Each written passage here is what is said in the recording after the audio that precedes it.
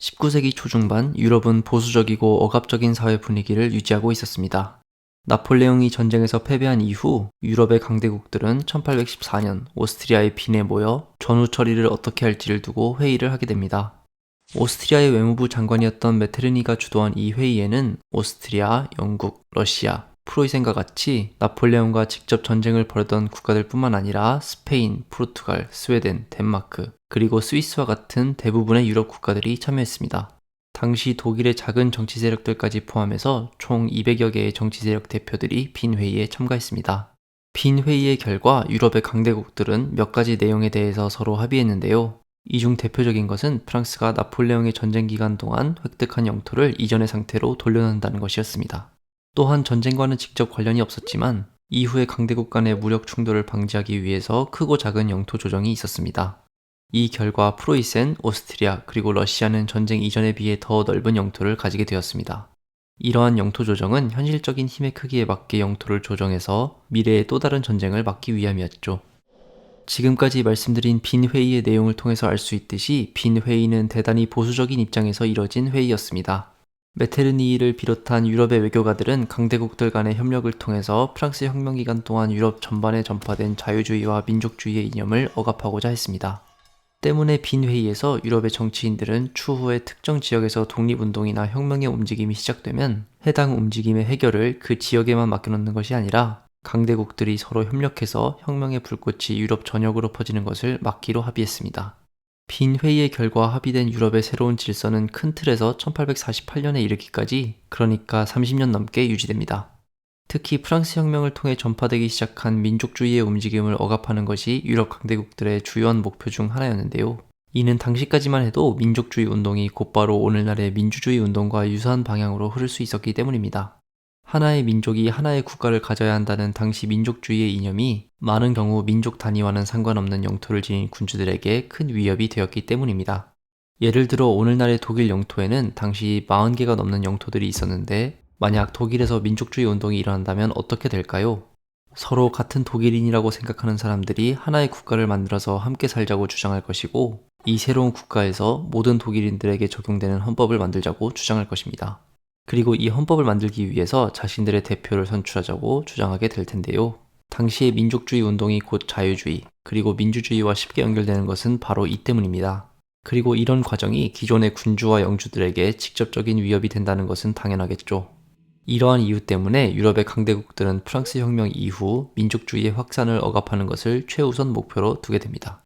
겉으로 보기에 유럽의 강대국들이 1840년대까지 민족주의 운동의 확산을 성공적으로 억압하고 있는 것으로 보였지만, 사실 당시 유럽에서는 공식적인 억압에도 불구하고 이념으로서의 민족주의가 지식인들을 중심으로 점점 확산되고 있었습니다. 특히 언론 매체가 빠르게 발전하면서 지역적으로 멀리 떨어진 장소로도 각종 소식이 빠른 속도로 전달될 수 있게 되면서 더욱 그러했습니다.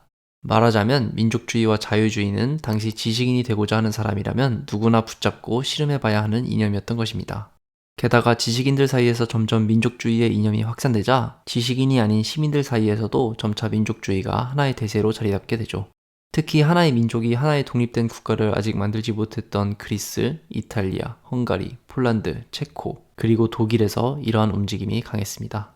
이렇게 한쪽에서는 지식인들과 시민들을 중심으로 새로운 이념이 점차적으로 퍼져나가고, 다른 한쪽에서는 강대국들이 새로운 이념이 공식적으로 드러나는 것을 억압하는 긴장된 상황 속에서 또 다른 요인이 나타나게 되는데요. 바로 경제 위기였습니다. 유럽은 1845년부터 1846년 그리고 1847년에 이르기까지 몇 년 연속 안 좋은 기후로 인해 큰 흉작을 경험합니다. 게다가 당시 일반인들의 식량에 있어서 큰 역할을 차지했던 감자 농사가 감자 역병으로 인해 완전히 망하게 됩니다. 감자 역병은 우리에게는 많은 아일랜드인들이 고향을 떠나 미국으로 이주하게 되는 원인으로 알려져 있기도 하죠. 그러나 당시 감자는 전 유럽적으로 매우 중요한 식량이었고, 감자 역병은 아일랜드뿐만 아니라 전 유럽에 치명적인 영향을 끼쳤습니다.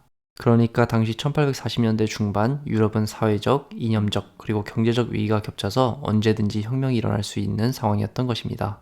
1848년 2월 21일, 그러니까 공교롭게도 프랑스에서 혁명이 시작되기 며칠 전에 출판된 마르크스와 엥겔스의 공산당 선언에서 이들이 오늘날에도 많이 알려져 있는 문장 Ein Gespenst geht in Europa, das Gespenst des Kommunismus, 즉 하나의 유령이 유럽을 배회하고 있다. 공산주의라는 유령이, 라고 말한 것은 이러한 시대적 분위기를 반영한 것입니다.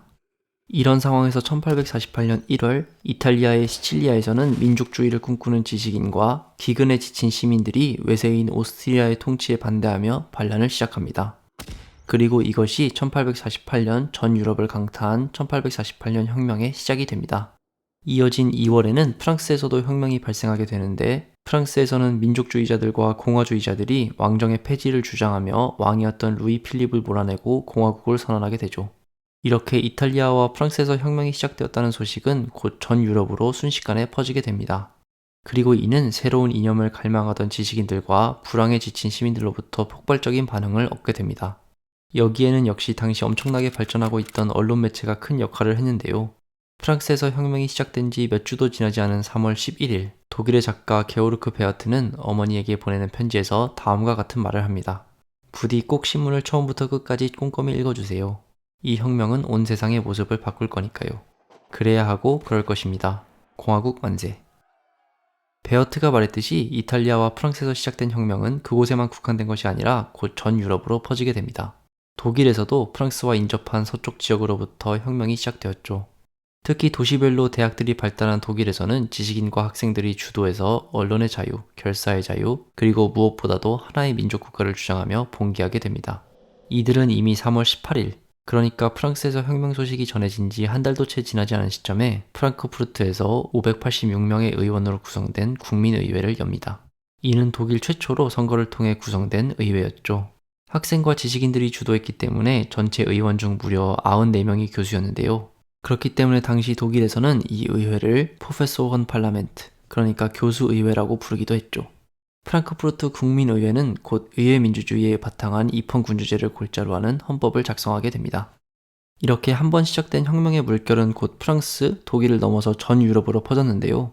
오스트리아, 덴마크, 헝가리, 스웨덴, 스위스, 폴란드, 벨기에, 아일랜드, 그리고 스페인에서도 크고 작은 혁명의 움직임이 시작되었습니다. 이 움직임들은 대부분 이전의 전제군주제를 폐지하고 새로운 헌법을 도입하거나 민족주의 운동에 기반해서 외세를 몰아내고 하나의 민족국가를 건설하려는 목표를 설정했습니다. 1848년의 혁명 움직임은 심지어 바다를 건너 아메리카 대륙에도 영향을 주었는데요. 콜롬비아, 칠레, 그리고 브라질에서도 1848년 곧바로 혹은 몇 년 내에 혁명적 움직임이 일어났죠. 그런데 순식간에 전 유럽을 강타한 혁명의 불꽃은 빠르게 퍼진 만큼 곧 빠르게 꺼지게 됩니다. 이는 무엇보다도 혁명이 조직적인 움직임 없이 자발적으로 일어난 것이었기 때문이었습니다. 전 유럽으로 순식간에 퍼진 혁명을 지켜보며 유럽의 군주들은 1848년 봄까지는 두려움에 휩싸여 시민들의 요구사항을 많은 부분 수용하며 양보하는 모습을 보였는데요. 그러나 점차 시간이 지나면서 이들은 시민들이 사실은 생각하는 것만큼 잘 조직되어 있지 않고 때로는 군사적 위협 앞에 쉽게 와해된다는 것을 깨닫게 되었습니다. 또한 혁명 내에서도 급진파와 온건파의 분열이 일어나게 됩니다. 자유주의와 민족주의를 주장했던 많은 지식인들은 자신들보다 더 과격한 주장을 펼쳤던 도시의 수공업자와 노동자들을 지켜보며 점차 이들과 거리를 두기 시작했고, 혁명 초기 혁명 세력의 주장을 일부 수용하던 정치 기득권을 지켜보며 차라리 이들과 함께하기를 선택하게 됩니다. 영국의 역사학자 에릭 홉스봄은 1848년 여름을 가리키며 부르주아는 더 이상 혁명 세력이 되는 것을 멈췄다 라는 말을 했는데요. 오늘날 우리가 부르주아라는 단어를 접할 때 더 이상 그 안에서 혁명적 이미지를 느끼지 못하는 것은 바로 이 시기 이후의 모습 때문이라고 할 수 있겠습니다.